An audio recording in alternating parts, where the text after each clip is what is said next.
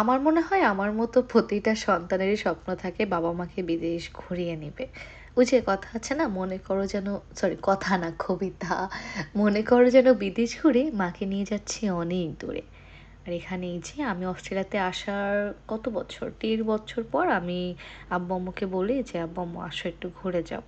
আর fortunately সেই সময় আমার গ্র্যাজুয়েশন সেরিমনিও ছিল। সো আমি কলেজ থেকেই একটা ইনভিটেশন লেটার পেয়েছিলাম। সো দে অ্যাপ্লাইড অ্যান্ড আলহামদুলিল্লাহ গট দ্য ভিসা এবং তারা গত বছর ২০২৫ এর ওহ মাই গুডনেস! আমি ভুলে গেছি। আম ও হ্যাঁ, জুলাইয়ের দিকে আসছিল। হ্যাঁ।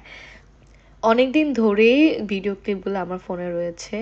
তো আমি ভাবতেছিলাম যে কখন দিব? মানে কেমন হবে না হবে, নজর লাগবে কিনা? আমি প্রচুর নজরে বিশ্বাসী। So don't forget to say মাশাআল্লাহ, আলহামদুলিল্লাহ। প্লিজ নজর দিবেন না। তো এই আসছিল আমার জাস্ট ভাবতেছিলাম কবে দিব। তো আজকে ২৮শে ফেব্রুয়ারি গতকাল ২৭শে ফেব্রুয়ারি ছিল আমার আব্বু-আম্মুর বিবাহ বার্ষিকী। Happy anniversary to them. তো গত ভিডিওতে আমি খুব সুন্দর একটা গান লাগিয়ে তাদেরকে উইশ করেছিলাম। তো আজকের ব্লগটা ভাবতেছি যে ঠিক আছে ব্লগটা তাহলে করেই ফেলি। যখন আমি জাস্ট এসেছিলাম অস্ট্রেলিয়াতে আমার শুধু মনে হচ্ছিল কখন আব্বু-আম্মু আসবে, কখন আমি তাদেরকে দেখাবো। কারণ ছোট্টবেলা থেকে আমি বড় হয়েছি, যেখানেই গিয়েছি ফ্যামিলির সাথেই গিয়েছি। আমি ফ্রেন্ডের সাথে কখনো কোথাও ঘুরতে যাইনি। বললে বিশ্বাস করবেন কিনা আমি কখনো সেন্ট মার্টিন, কক্সবাজার দেখিনি, আমি সাজেক দেখিনি। সমুদ্র বলতে আমি বাংলাদেশে কুয়াকাটা দেখেছিলাম। তো এখানে এসে যখন এত সমুদ্র দেখি, আমি এত পরিমাণ সমুদ্র পছন্দ করি এবং আমার আম্মুও। আব্বু আবার পাহাড় পছন্দ করে। তো আম্মুর সমুদ্রের জন্য সমুদ্রে, আব্বুর পাহাড়ের জন্য ব্লু মাউন্টেন আমি তাদেরকে ঘুরিয়েছি।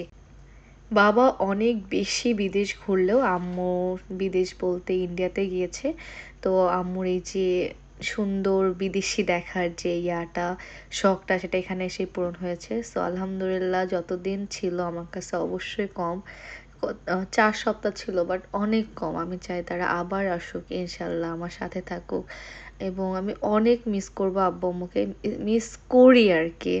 তো আমি এই যে কালকে ভিডিও করতে, করতে তো আমি কান্নাই করে দিছি। এখন আমার মানে ওকে সো এগুলাই বলার ছিল।